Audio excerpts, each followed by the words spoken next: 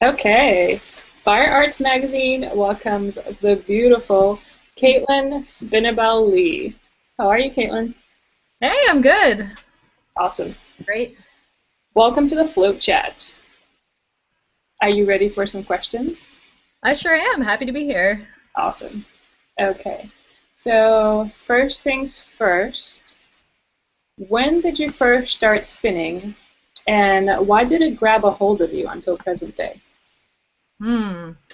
For this one, I actually had to consult some photographic evidence because I wasn't sure. But it was 2009. Yeah, 2009. I started spinning poi, and I started hooping probably 5 months after that. And it was actually funny. It was sort of a long time coming. I had actually discovered poi maybe 3 years before that, and this was before YouTube.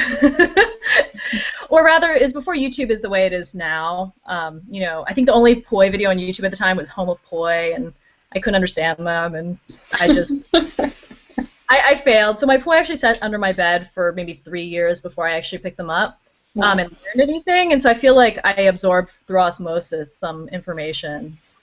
But poi was actually really hard for me at first, and my desire to learn it really outweighed my enjoyment of learning, if that makes sense. And so I can't really say it actually took kind of grabbed a hold of me that well, but I really wanted to learn because I'd been so captivated by watching people spinning poi when I'd first seen it. So and then it wasn't until I sort of started hooping by accident that I was like, oh, this is awesome, and I kind of became obsessed. And I think the reasoning is just for me, because I started hooping by accident, and it was really just as a way of kind of connecting to people in a new place. I just moved, and I didn't know any burners or spinners, or I didn't even know that was a thing really at the time.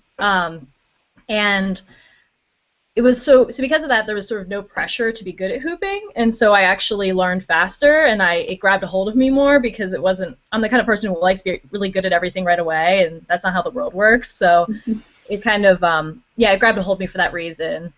Also, I'm super ADD, and I don't say that in the sense that everyone says that. Like, I actually do have severe ADHD. So um, because of that, because I found that I could learn all these different props, learn new things. It kind of worked with my brain. I could practice something for 10 minutes and then pick something else up for 10 minutes. And because of that, I just kind of stuck with it because it wasn't the kind of thing where I had to sit and practice something, the same thing for over an hour. A lot of people do practice that way, and I admire them, but I just never have, and I never will, because that's just not how my brain works. So it kind of worked with my brain. What I'd seen as a shortcoming before kind of helped me, I guess. That's awesome. So you're a multi-propper by necessity. Yeah, there you go. That's great. And I love what you said about learning quickly because there was no pressure for you to perform. I think that's such an important thing to remember because the same thing had happened to me, and I had actually accelerated in poi a lot faster over a certain period of time until I found the community. So it's kind of ironic. There are certain things that you do advance in faster, but then of course having that kind of influence helps you in other ways because there's people to actually teach you tricks and Yeah. to give you something to aspire to. Oh yeah, if I'd known that the community existed at the time, I would have learned super fast probably. But I was living in Southern Virginia, and I didn't know anybody as it was, and I had a couple friends in DC who had kind of started learning poi, and they taught me a few tricks. And we were sort of peripherally involved in the burner community, but it wasn't really. I didn't know there was a spinning community until I don't know, maybe a year or two after that. And if I had been amongst tons of people, who could have taught me things and who I could bounce ideas off of, that would have helped me so much. So I just see people learning so much more quickly now, and it's awesome. But I'm also a little jealous. Well, there's a lot of resources now, and I mean you're one of the resources too, so you have nothing to be jealous about. You're a teacher. All right, let's move on to the next question. How long did it take you to light your first prop on fire, and how did that make you feel? I actually I lit my poi on fire way before I thought I was ready. And I know that sounds scary, but it actually helps me a lot. One of those friends who had sort of started learning poi, and she'd actually gotten pretty good. We were at a party, and she encouraged me to just sort of play with her fire poi at the end of her burn. So the flames had gone down a lot, and I'd probably been spinning for maybe 2 months, maybe a little longer, but I think it was probably a couple months. And I had thought that fire would come when I was really good. And so I'd sort of set it as this goal that, again, this kind of high pressure goal, like I need to be awesome before I can set them on fire, because I had no idea that, how it worked. And so actually I gained a lot of confidence from lighting them up kind of early, and I didn't do anything crazy. I think I just did, I don't even know what I did, probably nothing.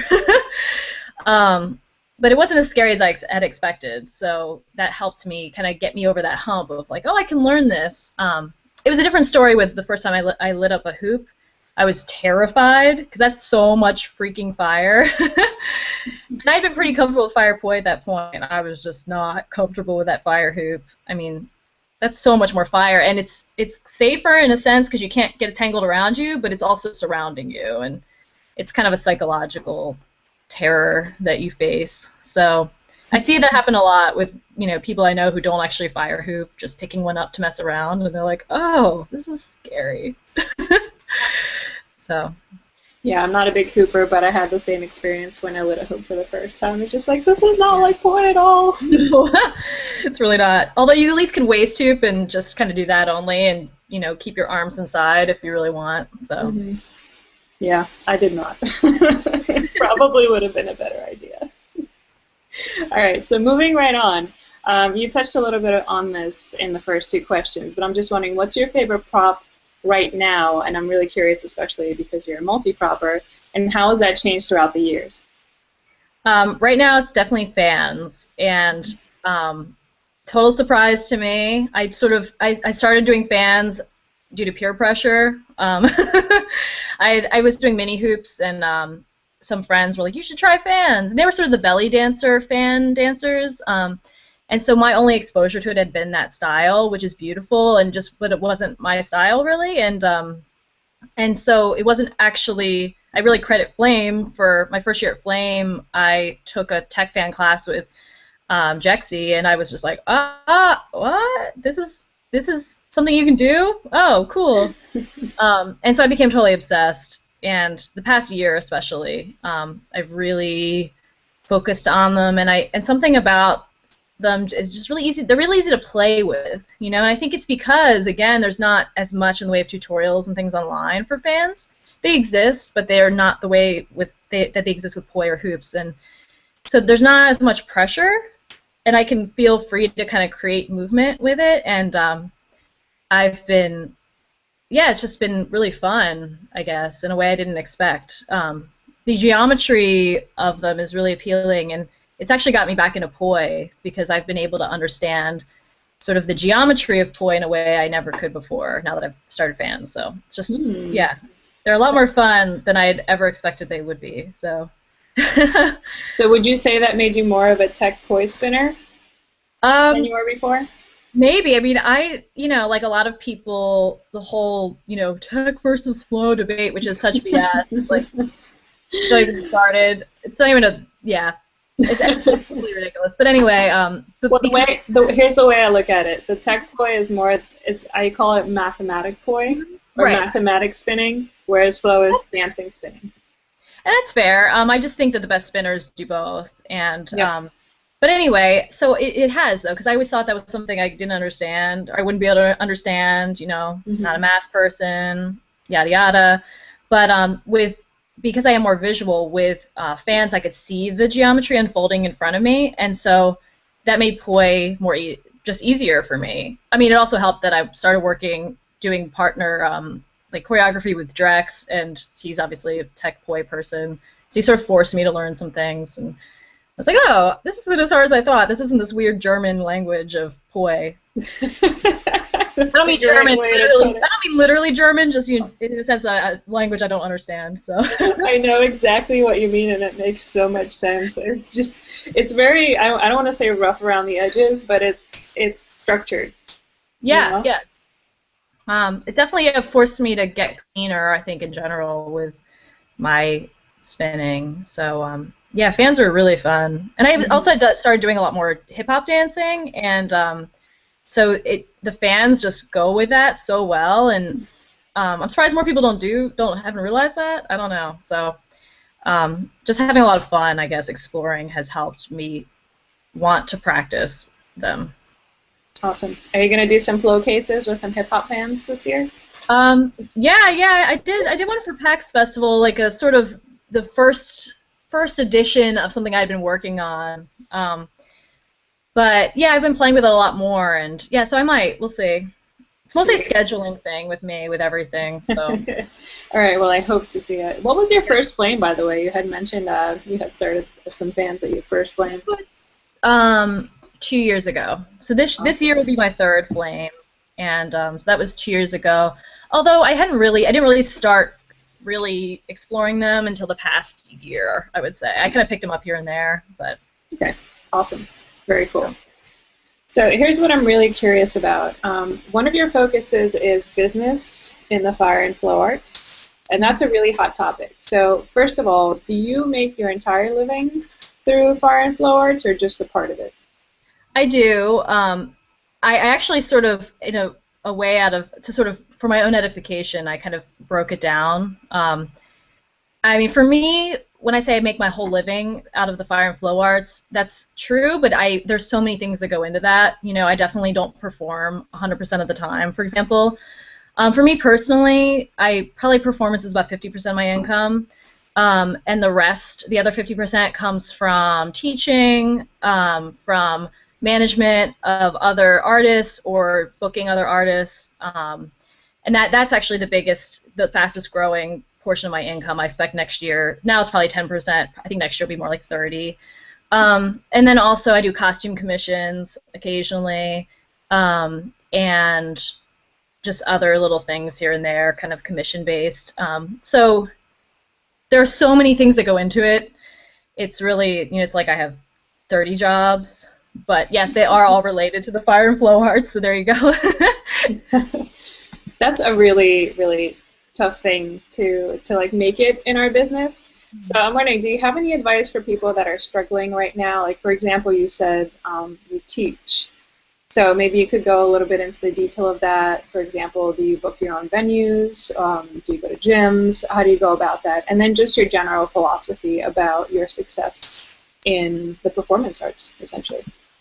Sure. It's a subject I feel very passionate about.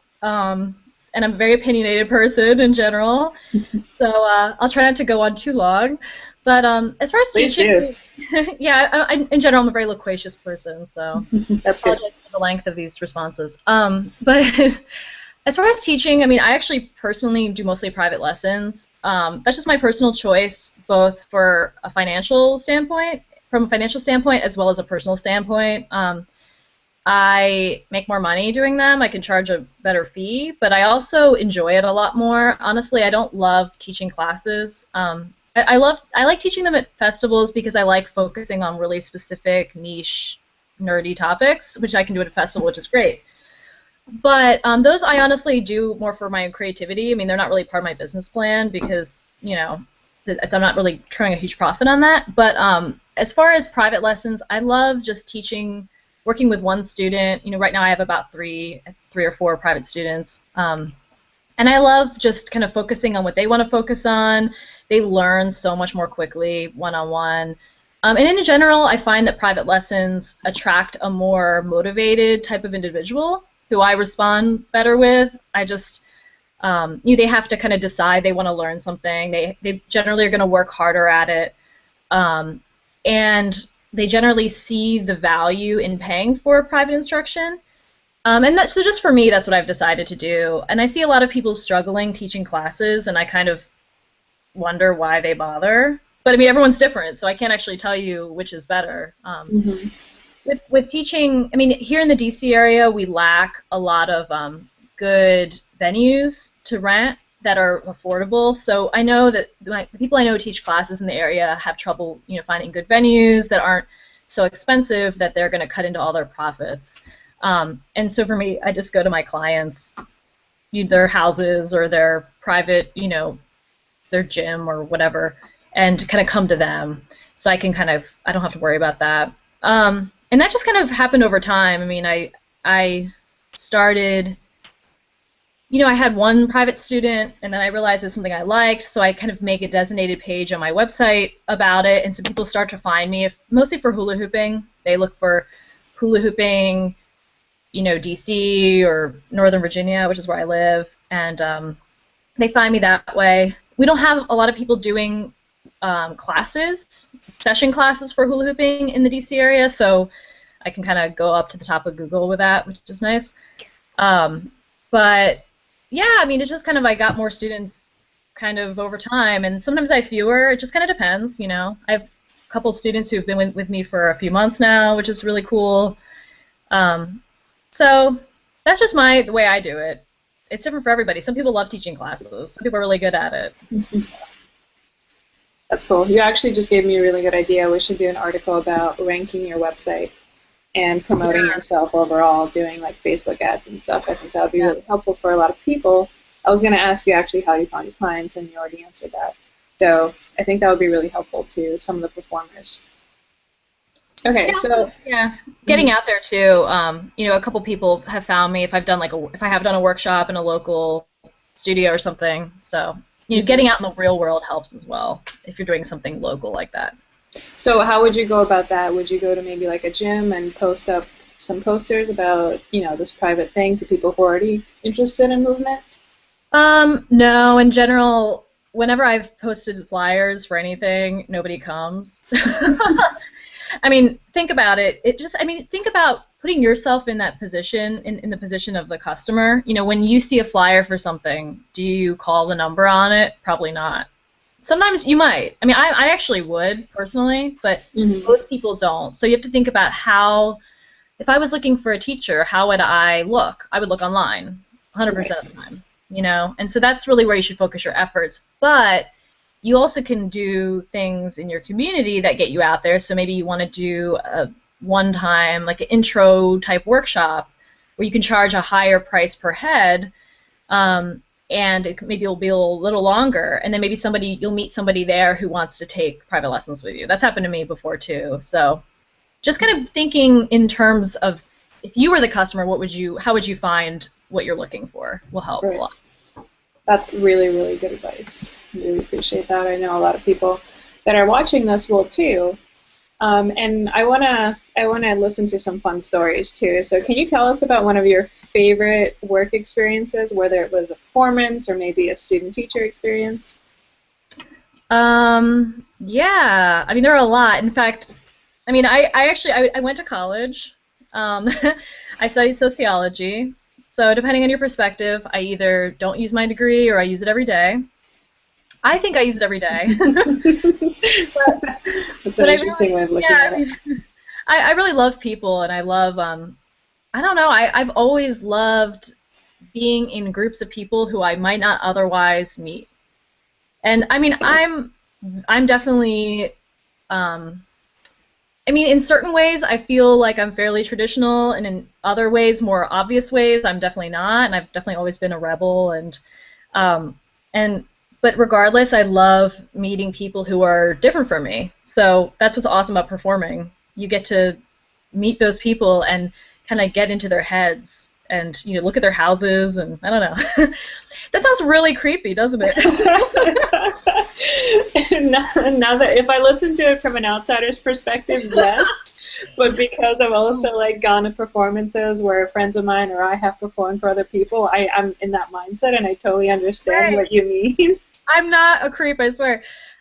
Really, it actually helps you because you can try to meet them where they are already. So, for example, I work with a lot of corporate clients, and so even though in a lot of ways we might have certain things in common, as far as they know, I'm just I'm a performer. I obviously lead something of an alternative lifestyle, although to be honest, my actual everyday life is fairly vanilla. And I'm okay with that, but and they maybe are CEOs of who knows who, and I like kind of getting in their heads in a way that makes us able to work together, I guess. And I think that's something that a lot of artists don't do. I think they are so focused on being who they are that they forget that they are working with a specific audience. And I'm not saying water down who you are, but find a way to like class up who you are. If you want to work with high-end clients, for example. Anyway, that was sort of a side note. As far as the, I mean, I that's one thing I really like about performing, but also when I do things that are on a smaller scale, so they're not corporate clients, they're, maybe milestone adult birthdays or something. 50th birthdays, I've done a bunch of those. And one thing that's really cool is if there are kids there, especially little girls, they just are totally blown away by what I do, and that to me is really humbling, and it's really inspiring too, and it's a big honor, but it's also a responsibility. I realized one time after a 50th birthday party, there are all these girls, probably 10 or so, and they all want my autograph, which is kind of awesome. It's like, I'm a rock star. But, and I realized that I was actually in an interesting position. I'm actually not a kid person, but I was in an interesting position where I could, let them know that they can be successful without following a conventional path. And so I even like wrote little corny messages to them about like, you can dress up if you want forever or something. I don't know. It was deeper than that, I swear. That sounds really stupid. Or like, be whoever you want to be. I don't know. I get it. I think just seeing you there and just seeing what you do was enough of an inspiration. Right, for exactly. them. It doesn't matter how cheesy your messages were. Yeah, no, but it is inspiring and humbling, and you realize that you are a public figure in some way, even on a small scale, and that you can be a jerk, or you can be, you can relay a message of positivity and of, like I said, that you can be successful without following a traditional path and without having an office job, and, not hating on those things, just I've never, it's never been something I've done, and, I'm not on the streets, so. No, I understand it. It's not the conventional path. So it's not the first thing that people think about when they think about what they want to do when they grow up. So it's not necessary that we advocate, not working in an office or not working for a corporate company. It's just the fact that we're showing people that, well, you could also do this. And I mean, I work in an office daily. It's just my office, Mm-hmm. I do more desk work, office work now than I've ever done. So it's not really, that's why I'm saying my everyday life is actually very conventional. It just looks a little different. The trappings are different. But yeah, I mean, I think when I was young, I wanted to be like a Broadway performer like everyone else, like every other little girl.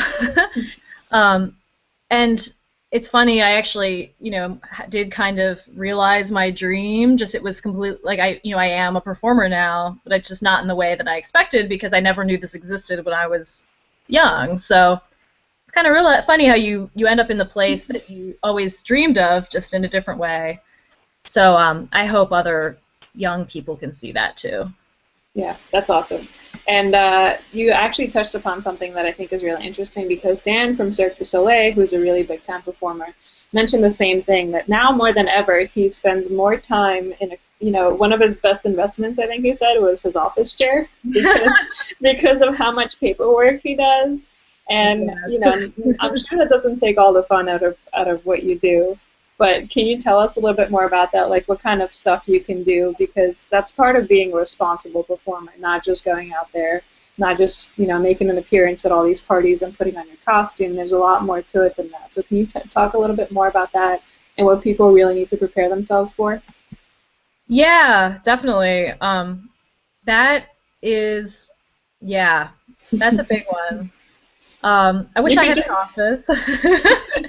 I work at I'm at my table right now, my dining room table. I have a one-bedroom apartment. But anyway, it's funny because I see a lot of people just focusing on getting better, and that's awesome. And honestly, as a result, they're better than me, and that's fine. I mean, there are lots of people who just they train hours and hours a day, and that's awesome. But unfortunately, that's not going to necessarily translate into money. and that's an unfortunate reality. You know, some people are amazing and they make a good living, Mhm. but a lot of other people are amazing and aren't. And in fact, most people I know in show business in general say that hobbyists are always better at whatever they do than professionals, just because they have a lot more time to focus on it. Um, and these are generalizations, of course. I mean, I definitely know some people who are great at business and practice 6 hours a day, and they also don't sleep. So there you go. But yeah, I think you just need to prepare yourself for doing things that are outside of your comfort zone mostly. I'm a lifelong entrepreneur. I've started companies before, and you know, when I say companies, I mean like little, you know, money-making ventures, not like in the sense, you know, now I run a company that's like actually, you know, legal and has paperwork and stuff, whereas in the Mhm. past I didn't necessarily do that. But so it's become, you know, over time I've learned how to do things that I never thought I'd be able to do, and I've only learned them through, you know, researching online how to do something or asking a mentor how to do something. You know, for example, like I do all my own taxes, my own business taxes, and I realized Wow. I kind of like doing them. I'm weird. I realized I actually kind of like office work, and I think it's because I've never had an office job, and so I can kind of be like, all right, now it's office work time, you know. Um, but yeah, so you will have to learn how to do things that aren't necessarily that you might not be comfortable with, and that's okay, you know. And I think just being willing to learn as you go along will help you a lot. You don't have to do all your own taxes. I just kind of like it, so I do. But you know, I've had to learn about you know, I've had to learn about taxes, for example, or about like business law. You know, about how to market online. I've learned about, you know, search engine optimization and, you know, social media marketing and all this stuff. And I'm always learning. I'm definitely not, you know, an expert in by any means. And nobody, if anyone had ever told me I'd enjoy this stuff, I would have been shocked. So just give yourself a chance, I guess. Give yourself a chance, but realize that a lot more work goes into it than just practicing. Honestly, it's like I practice maybe 10% of my working time at most. Hate to say it. There's a lot of other work, especially if you start, you know, booking other performers and things like that. That's a lot more paperwork and planning and all this stuff. That just takes time. But it's worth it for me because I don't like working for other people. So it's really just a selfish experiment, all of it. But yeah, just give yourself a chance to learn things, you know. And also, just really quick, one other thing is look outside of the industry, because show business, and especially our little tiny corner of show business, which is really new, there aren't a lot of examples of people who are really making it. I mean, honestly, even the people in the flow arts who are really internet famous are mostly poor, and that's and they're realizing that like internet famous doesn't mean you make money, and so look outside of your industry, because you can kind of get inspiration from other industries where the caliber of success is a lot higher. And if you can kind of be inspired by that and not listen to people when they say certain things aren't possible, that will help you a lot, because we don't really know what's possible because it's a new industry. So just dream big, and you know, the worst that happens is that you aren't as successful as you want to be. But you know, be inspired by other people who do other things, um, and that will help you a lot, I think. One last quick question off the agenda. So, have you ever considered adding the title of consultant to all the gigs that you do, like all the performance and the teaching? Because you have, and everything you said about knowing things about the law and knowing things about doing your own taxes, which is very unique. And I mean, I was going to recommend that people hire an accountant, but I don't know that an accountant could really relate to what we do and could really, you know, give us the best advice, because I doubt that they deal with a lot of people like us. But with somebody like you, who I know is not an expert, or at least you don't consider yourself an expert because you said that, I don't know myself, but I think that would be a really valuable thing for a lot of people. I don't know how many people in our community have the money to hire a consultant, but if you're, you know, if you're already doing kind of an agent style work, maybe that's something you could think about, because I think that would really, benefit a lot of people out there. Yeah, I mean, I see a lot of people doing that, who are who have become successful in very specific industries. I don't feel like I'm quite there personally. I mean, I definitely consult people. People email me all the time, honestly, with you asking questions about mostly like, how do I start getting gigs?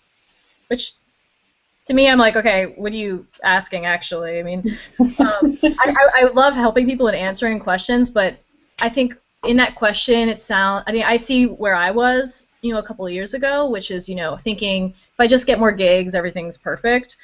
When in reality, there's so much more that goes into it than that. It's like, what are your goals? What's your long-term vision? These are things to think about right away.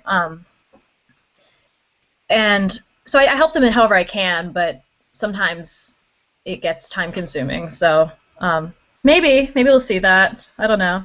Right. Well, if you turn it into a service, then Yeah. it'll pay you for your time that right now is sort of just being slowly drawn away from you. And I know exactly what you mean by that, because people ask me for graphic favors all the time. Mm-hmm. So I love talking about it. Mm-hmm. I love talking about business because it's something that scares artists, and I'm a right brain person, and if I can learn it, anyone can. And there's a lot more out there, a lot more resources now for creative people in general who want to learn business. So really just Google the hell out of all your questions, because you'll find people who will speak to you. You'll find people who maybe will become mentors. But like I said, also, read business books and magazines that are outside of show business, because that will really teach you about how business works in the greater business world. And I think that that's really important to work within. I went to Puerto Rico with some friends last New Year's, and I was reading Entrepreneur magazine on the beach, and they were all laughing at me. And they were like, they're all my college friends, and they were like, who would have thought that Caitlin would have become the biggest capitalist of all of us? Because I used to be like a rabble-rousing anarchist, which I guess I actually still am, but just in a different context. So be willing to learn and realize you can learn from everybody. I love talking about it. So, and I could do so for another 3 hours, but I'll spare everybody. Well, actually, you mentioned some books and some internet resources that people could look up. Could you maybe give us a little shortcut and tell us some of your favorites? Sure. Let me think. Well, shameless plug, but I do have some articles on my blog about business. Mm-hmm. Spinnabel.com is my website. There's a blog on the website. I picked a stage name really badly. Nobody can ever spell it. But usually if you misspell it, you'll still find it through Google, which is good. Mm-hmm. But I actually do have one article that's 5 questions to ask yourself before starting a creative business. And basically it's questions. I have a lot of friends who aren't in show business who really want to start a business because it seems glamorous and awesome. But honestly, most people fail. And that's just a statistic. Like 80% of small businesses fail in the first year or something ridiculous. Mm-hmm. And so it's not a personal jab. It's just some people are designed for it, some people aren't. And you can learn, but not everyone is really willing to do what it takes. And I honestly envy the people who aren't natural entrepreneurs, because they're the ones who have like awesome office jobs and make like $150,000 a year. I have friends like that, and I'm like, oh, I wish I could do that, but I just can't, So, you do, but you don't really.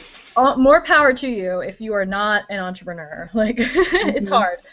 But anyway, it's just questions that I kind of thought of to ask yourself, just to make sure that it's what you want to do. That starting a business is actually what you want to do. Because maybe you want something else. Maybe you just want more freedom in working for somebody else, and there are ways to do that as well. So make sure it's what you want. Right. But anyway, as far as other books by other people, there are a lot of good ones. One of my favorites is The Success Principles by Jack Canfield, and it's sort of about business, but it's really about like mindset and success. It's actually written by the guy who wrote those Chicken Soup books.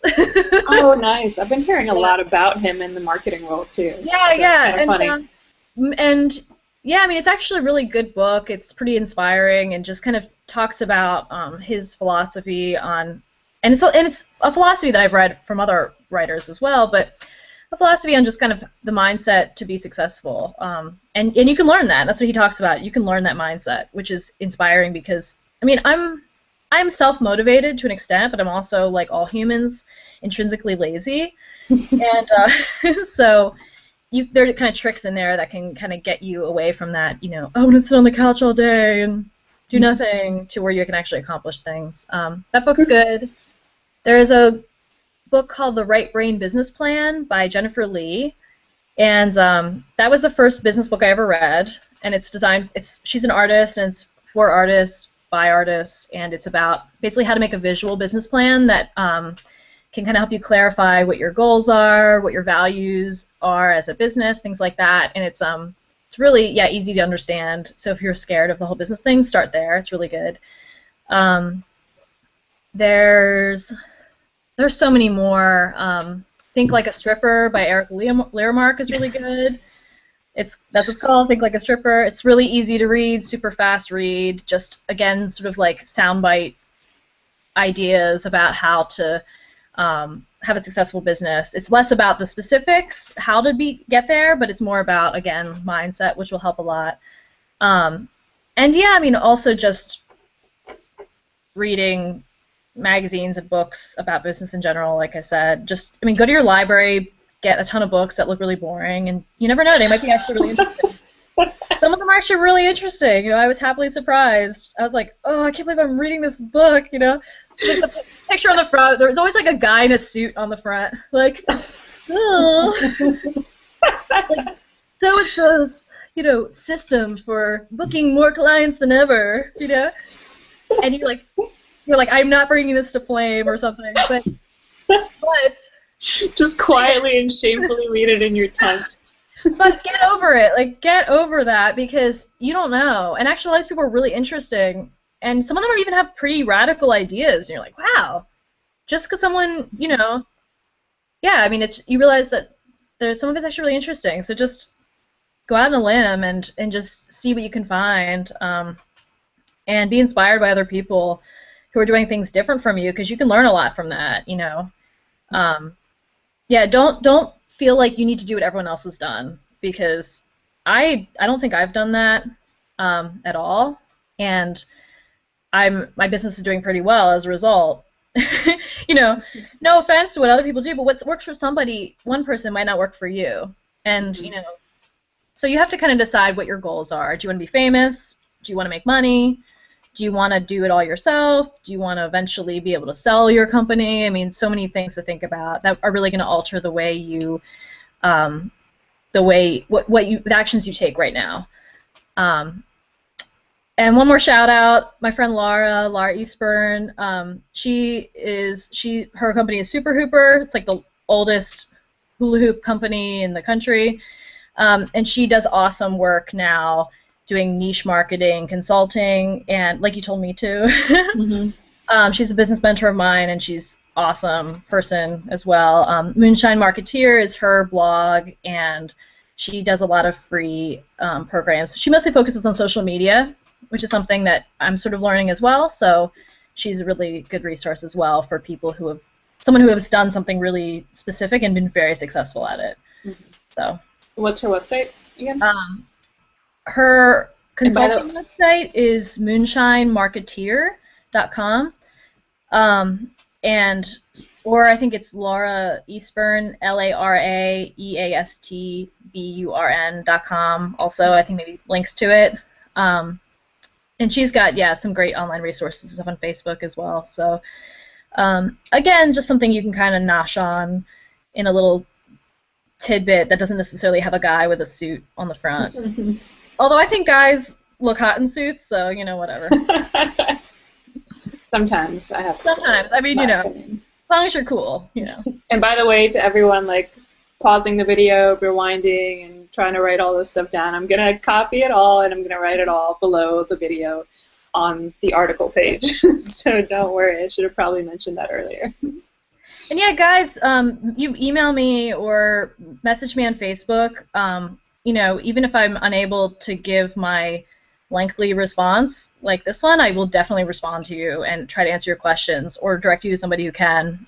Because, yeah, we all need to talk to each other about this stuff because we're all learning together. There's not a specific, trajectory for us.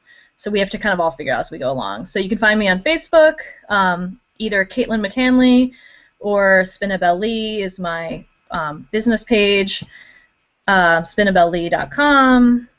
You can email me. I'm on Twitter, Instagram, all the things. On Instagram, it's mostly pictures of me with my weird makeup looks, but that's kind of because I'm kind of like an amateur makeup artist as well. So. Well, here's the thing about Instagram: a lot of people are actually using it to promote their businesses lately, Yeah. and not too many people have jumped on that train. So if you're watching this, use it. Yeah. Instagram's awesome. It's really fun. You can follow Oprah and look at her in the garden and stuff. So, everyone's hating on Oprah because of the Revolve thing, but just an example. All right. So we talked about a lot of stuff that you're working on. I'm going to get actually back to the agenda here. What's something that you're really excited about that's coming up for you, if anything?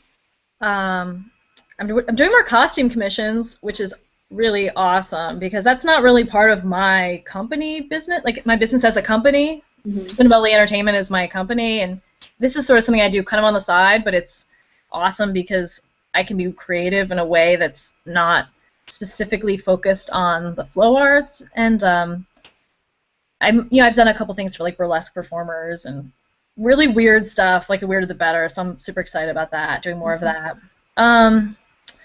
I'm working on a course, a email-based course for performers. So nice, awesome. I'm looking for that in the next 5 years.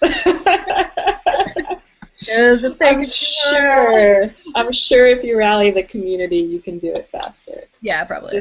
Just hire out all your little tasks, and then you could focus on that. Control freak. No, that's the problem we all have. But you know what? That's a big thing about successful people that I've been finding in the marketing circuit as well, is that they force themselves to hire out, they take baby steps, and then eventually they get to a point where they could step out of their business. I mean, obviously as performers and teachers, you can't necessarily do that, but the idea is to have something that's self-managing. Yeah, I mean, yeah. I hire out people for, I contract people for certain tasks, a lawyer, and if I have tax questions, my fiance's mom is an accountant. That's really not hiring, that's more hey. But, that's super important, you're right. And I am, the other thing I'm excited about that I guess that leads into is I'm doing a lot more booking of other performers, and that's something I really started doing this year and has been responsible for an increase in my income, but also I think it's a value to performers because a lot of performers don't want to find their own gigs, and I get a lot of requests that I can't necessarily fill myself, either due to not having the skill that they want or just being busy. And so being able to take care of all the booking for those people, many of whom are my friends, and make sure that they get a really good deal money-wise, make sure I handle all the contracts and everything, helps them, and it helps me, and it also makes my business, it's transitioning into a, where before I needed to make sure that I could perform. That was the only way I could make money before. And, if I got sick or injured, which happened, and I was screwed, I was like, oh, this is not a sustainable business plan. Or also, sometimes you want to have a social life, and doing 4 shows a weekend. I'm sorry, a what? A social what? What is that? Yeah, I'm excited about that. But yeah, it is more stressful because you have to make sure you can trust the people and that they're not gonna not show up or they're gonna be bad or something. So, it's not for everybody, but I'm excited about doing more of that for sure. So. Awesome.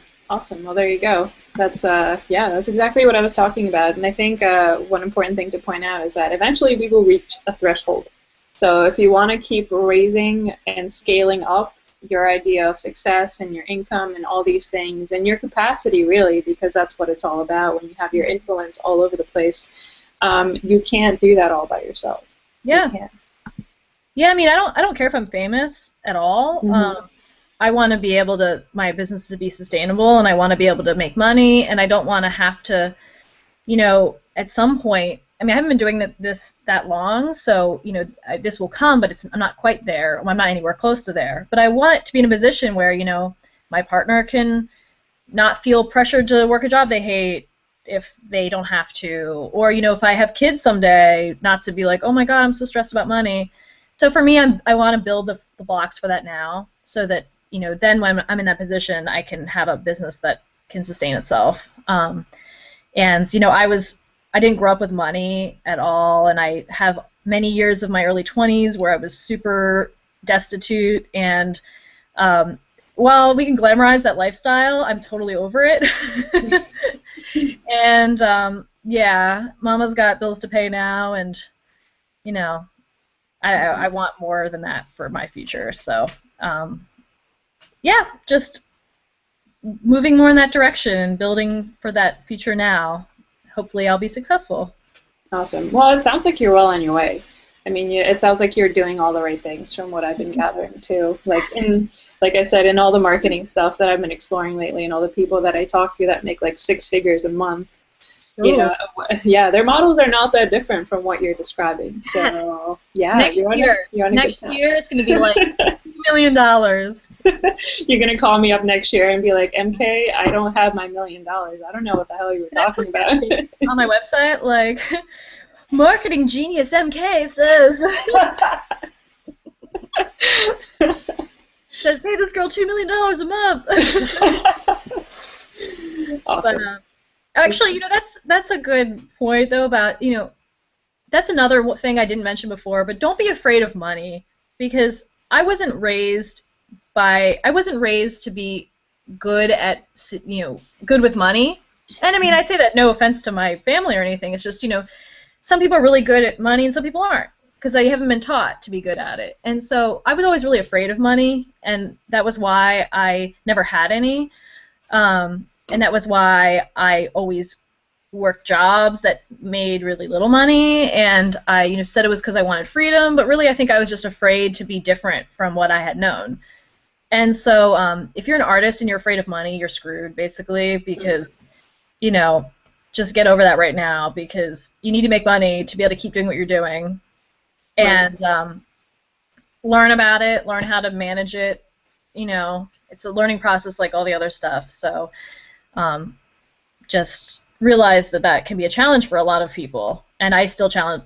I struggle with that still. So just realize that you need to, yeah, put yourself out of your comfort zone and be willing to do things that are different than maybe what your friends are doing or what people around you are doing or what your family's done.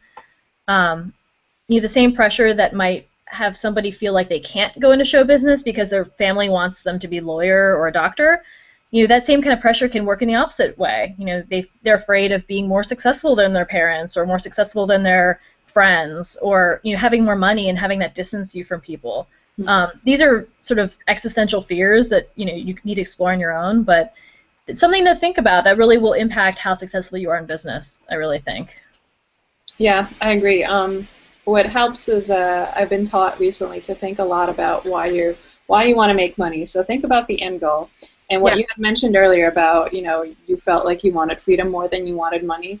Well, I think there's a lot of people in our community that think it's an either or, but really money buys freedom. Money Yeah. buys time. And that's where it's at for me. Like I'll get catalogs in the mail and I'll toss them in the trash. I don't want stuff. I want money to paint. I want money to be an artist. Yes. That's what I really want. And everybody's got their different reasons. And there's plenty of successful people that will walk around in, plain T-shirts and you wouldn't, and like drive old cars. You wouldn't know that they have money whatsoever because that's not their motivation. Right. It's so true. Hmm. For me, though, I want both because I'd love to shop also. I like to shop for cool stuff. Yes, I'm a big thrifter. Oh, I me find, too. yeah, I've got like a quarter of my closet is like really expensive designer Hmm. clothing that I got from thrift stores. It's awesome. So Yep. DC, yeah, you gotta like hunt where the rich people live, and Yeah, people are always like, "You look so fabulous. You're going to a festival." And you're like, yeah, I paid $3 for the shirt. I guess If I'm it kind of gets a girly ruined, I'll get girl. another one. I'm like a girly girl tomboy kind of thing. So. Hmm. I hear you. I just got a Prada bag at a thrift store for Nice. $1.59. Wow, that's awesome. Is it It's real? probably a knockoff. No, No, it's probably a knockoff. I don't know. You never know. I mean, it might be a knockoff, but I have found real ones. But I was like, oh, it's too damaged. I can sell it on eBay, but then it sits in my closet for 3 years, and yeah. This flow chat has slowly converted to shop chat. everyone's closing it now. Like, I don't No, know but, what but this you shit's you brought up a good point, though. I mean, think about what you want, and also if you're afraid of being, you're like, oh, I don't want people to think I only care about money. Well, I always tell people if I was doing it all for the money, I would have been a doctor. Right.